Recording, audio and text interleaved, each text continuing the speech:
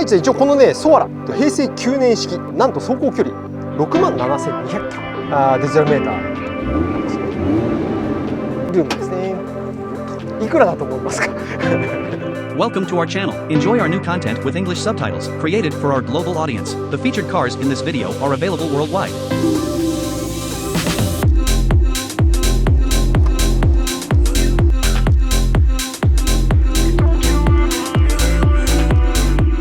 よしんくん、こんにちは。こんにちは。今日は4月の21日ですね。はい。花粉もだいぶ収まってきて、ちょっと外で撮りましょうということで、今日はこの3台を持ってきました。3台。まあちょっとね、最近買い取りがめちゃめちゃ多くて、第1、第2展示場がいっぱいになってしまいましたので、ちょっと撮影するスペースがないんで、別のところで撮ろうっていうことで持ってきました。今日はね、この3台全部お客さんから直接買い取った、1台はちょっと業者さん挟んでなんですけれども、はい、買い取った車という形で、3部作ということでいきましょう。で、第一は一応このねソアラ、はい、これをちょっと紹介させてもらえればと思うんですけれども、はい、よし、ソアラ前1回やったっけ？黒のソアラです。あったよね。ああ、そうだね。でそれぶりなので、まあ半年ぶりぐらいに入ってきたかなっていう形の、はい、1台です。前回は15万キロぐらいだったんですけれども、はい、今回こちらのソアラはですね、なんと走行距離6万7200キロ。すごい。めちゃめちゃ少ない。まあ、先に車のスペック、内容をお伝えさせてもらうと、平成9年式、はい、平成9年1月登録の JZZ30 の、ソアラ、2.5 の、GTT っていうグレードですね。はい、GTT っていうことは、はい、エンジンは、はい、ターボ、はい、ターボですね。何ターボですか？何エンジンが積んでますか？ツインターボ。ツインターボがついてますか？あながち実はちょっと間違ってなくて、はい、結論この車に積んであるのは 1JZ の GTE の、シングルターボなんですよ。シングルターボ。よし、間違ってるんですよ。間違ってるんですけど、はい、このソアラはね、前期型はツインターボなんですよ。はい、だからあながち間違ってはない。惜しい。はい、で、後期型からはチェイサーとか100系とかと同じですね、 1J の、GT のシングルのターボに変わっていて、でその後期型のモデルという形になっております。で、先ほど申しましたように走行距離が6万7200キロ、車検が今年の12月までか、まで残ってて、修復歴はなしというお車になります。で状態もかなり良くて、お客さんはね、YouTube このお客さんも見てもらってて、はい、でそれでお問い合わせもらって直接買い取りをさせていただいたと。で実はね、買い取る際はホイール、このホイールじゃなかったんですよ。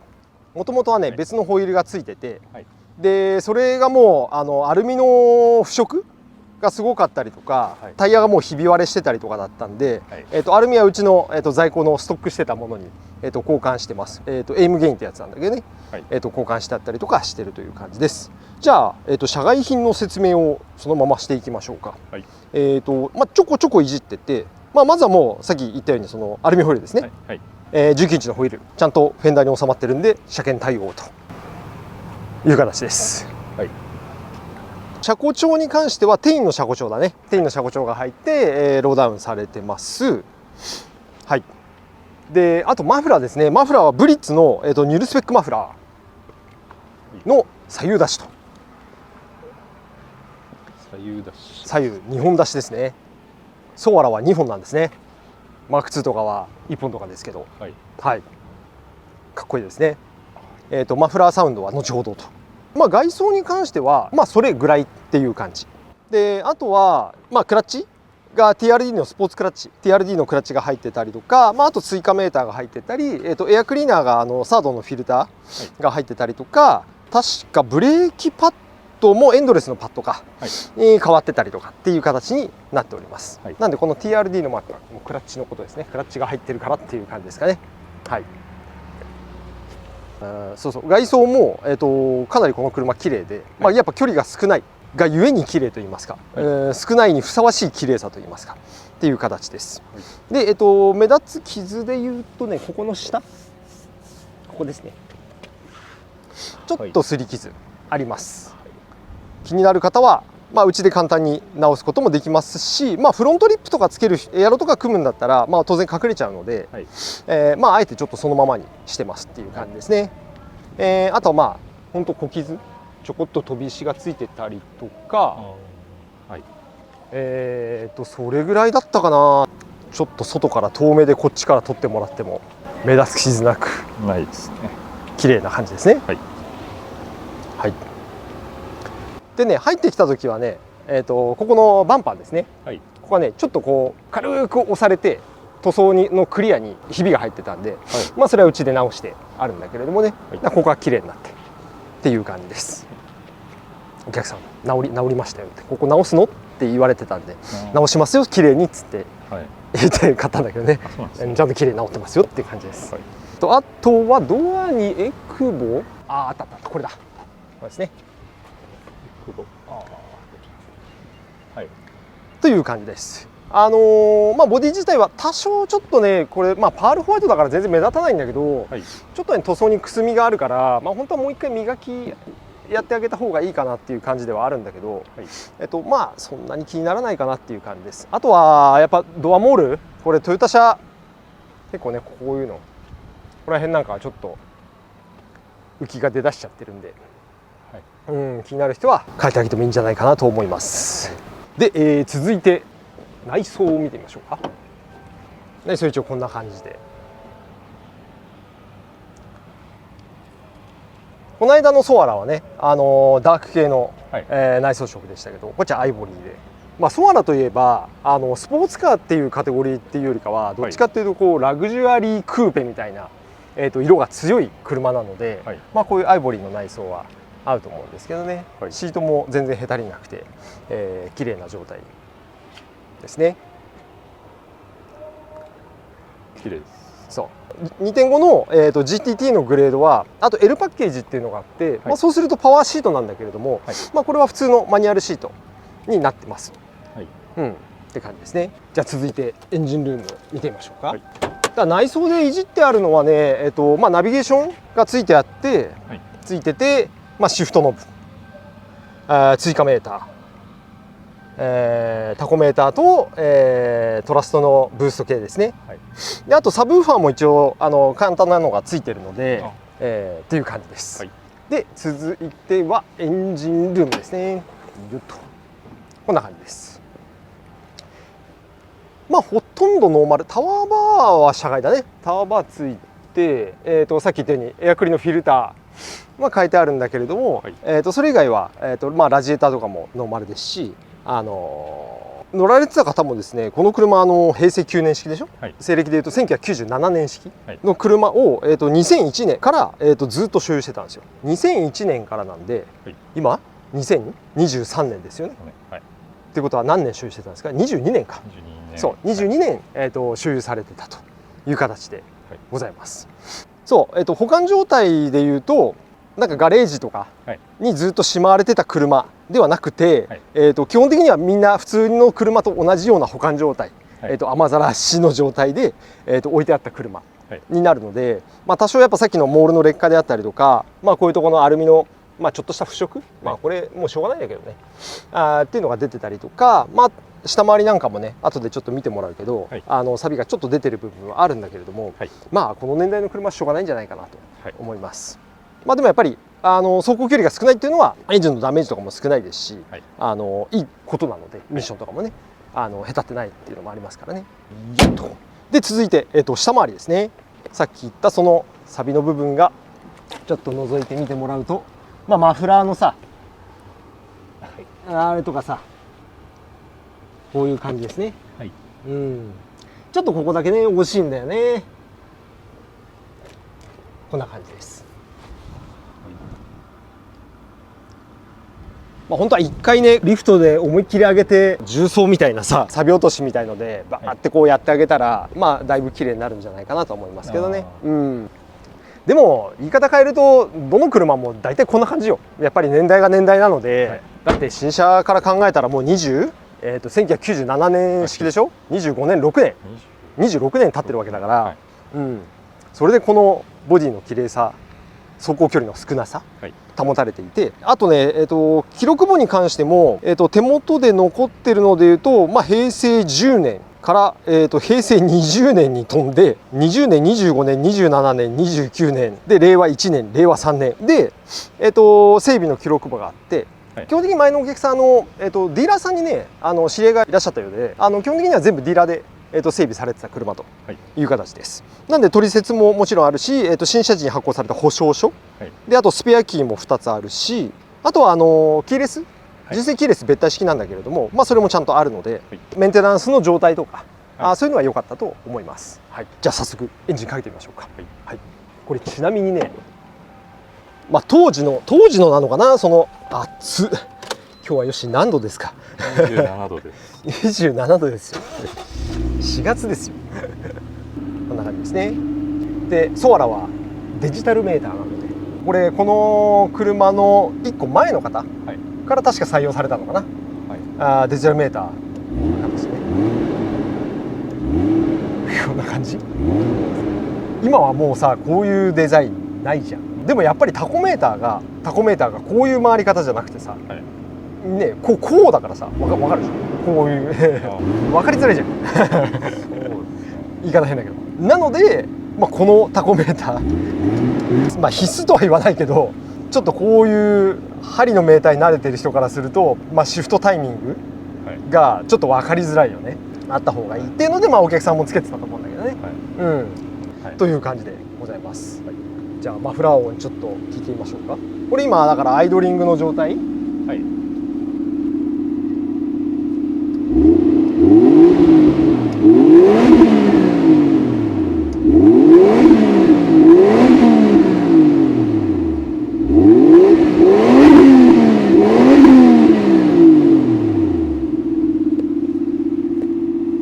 い音ですよね。いい音ですね。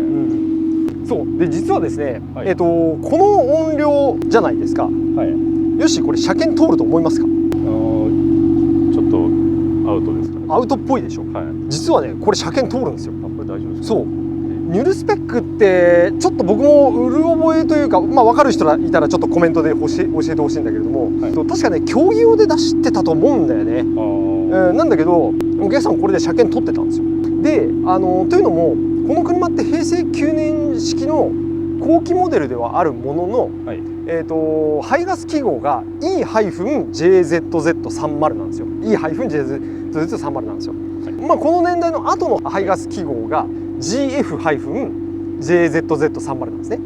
でこの間あったやつは、GF- なんですよ。でこの E- とか GF- っていうのはその年度の、排ガス規制、排ガスの記号って言ったらいいのかなになるんですけれども、これがねやっぱ新しくなればなるほど規制が厳しくなってくるんですね。それと一緒になるのかな、マフラーの音量に関しても厳しくなるんですよ。マフラーの制限もいろいろかかってくるんですよ。でもちろん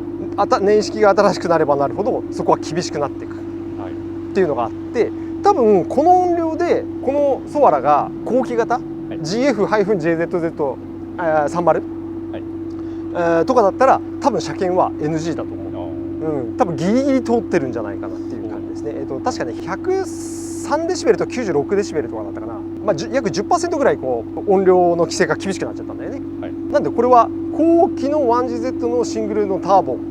のモデルの E- の型式なので、この音量でこのサウンドで車検も OK という形なんですよね。でうちなんかだとさ、マフラーうるさい場合はサイレンサー蓋してくださいみたいな話してるじゃん。で車検なんかもそういうので取ったりする車ももちろんあるんですけれども、もちろんそんなのは最近の車ダメなんですよ。脱着式のサイレンサーで音量を塞いだら音量が静かになるから車検 OK っていうのは今の車は認められてないので、なんでこれは実はそういうちょうど穴のところ、このマフラー音でも大手を振って、乗っていただいて、おまわりさんに止められたら何言ってんですか車検対応ですよと、あんまり言い切っちゃうのもちょっと怖いけどさそれで実はダメだったじゃんっていう可能性もなくはないからね、ちょっと怖い。当然ながら触媒装置とか劣化していけば音量とか排ガスは多くなってくるので、そこら辺含めてなんだけど、とりあえず前回の車検までは何度も繰り返しになりますけれども、この音量で車検取ってるので大丈夫という形でございます。せっかくちょっと広いので、軽く一周回っていきましょうか。お願いします。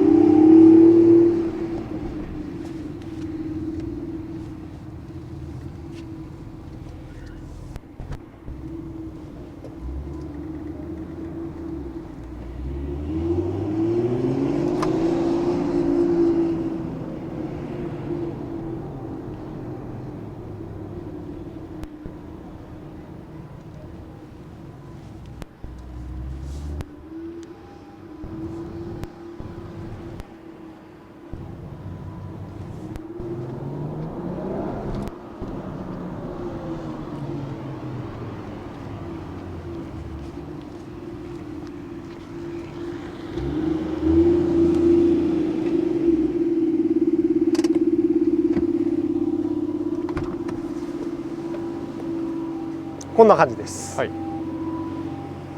やっぱ車って走ってる姿がかっこいいよね。そうですね。そうちなみにこの TRD のスポーツクラッチってこれ多分結構昔のやつなのかな、まあ多分今はもう絶版で売ってないんですよ、はい、なんでまあこれのクラッチなくなっちゃったら、まあ、その同じものは買えないので別のクラッチ変えてほしいんだけれども、当時乗って全然これ優しくなくて、俺今ちょっと普通に乗ってたじゃん、はい、ちょっとよしこれ乗ってみ、発進だけ一瞬前後だけでいいよ。これがですね結構ねタッチが難しいんですよね。お客さんこれだからよく乗ってたよな。お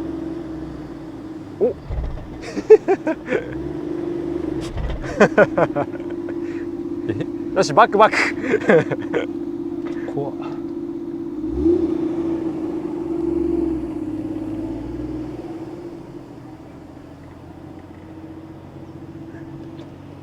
オッケーオッケー。優しくないでしょ。いやちょっとシビアですね。優しさがないでしょ、はい、怖いですね。そう優しくないんですよ、はい、で、まあ、ノーマル入れちゃうと、まあ、マフラーも入っててエアクリも、まあ、コンピューターとかエンジンとかノーマルなんだけどね、はい、マフラーも入っててエアクリも入ってて、まあ、多少なりともパワーは上がってるので、はい、クラッチ滑っちゃう可能性もあるので、はい、まあ、どうせだったら次変える時社外品に変えてあげればいいと思いますし、はい、うん、でこのお客さんも結局それである程度乗ってて、はい、まあ、クラッチ滑り出したんで、まあ、とはいえ TRD ってトヨタ系じゃないですか、はい、っていうことで入れたらしいです。まあこんなところですかね、はい、買取車第1号ソアラ6万2000キロと、値段見てなかったね。値段はですね、はい、いくらだと思いますか？350。350。でもいいとこだね、はい、今売ってる値段は、はい、325万円。これがね正直言ってね僕の中ではちょっと高い気がするんですよ。高い気がするんですけど、はい、やっぱ数がないじゃん。はい、チェイサーとかマーク2みたいにさ、市場価格が頭の中にあんまり入ってないので、はい、まあ、一応カーセンサーとかグヌとか調べたのよ。そしたらさ結構高く売ってるんですよ。どうしてもその売り値がある相場があるので、はい、一応その値段にさせてもらってはいるんですけれども、はい、多少はちょっとご相談乗れるんで、個人的にはもうちょっと安くてもいいんじゃないかなっていう気はしてる。でもね、まあ、やっぱこの距離で、まあ、修復歴なし、はい、で、まあ、この間もオークション1台出てたかな、3週間前ぐらいかな、はい、やっぱそれなりにちょっと値段はしてた。しかも結構ボロボロなやつが走行距離少なかったんだけれども、はい、まあ、結構それなりの値段してたんで、はい、まあ確かに、まあ、300万以上は全然あってもいいのかなとは思うんですけれども、はい、なんかちょっと個人的にはこのプライスもうちょっと安くてもいいかなと思ってたりしてるので、もし購入希望の人がいたら相談してください、はい、多少は何かサービスしたりとか相談乗れるかもしれないという感じです。じゃあ一応今回は第1弾これ終わりで、次の動画はこっちの2台どっちからいこうかな。じゃあ110系のマーク2からいきますかね。はい、はい、っていう感じでいきましょう、はい、じゃあ一旦ここまでで、はい、本日はありがとうございました。ありがとうございました。はい、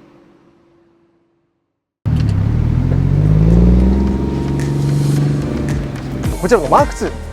そんなにスポーツしてなくて、アレリのレーシングラジエーター、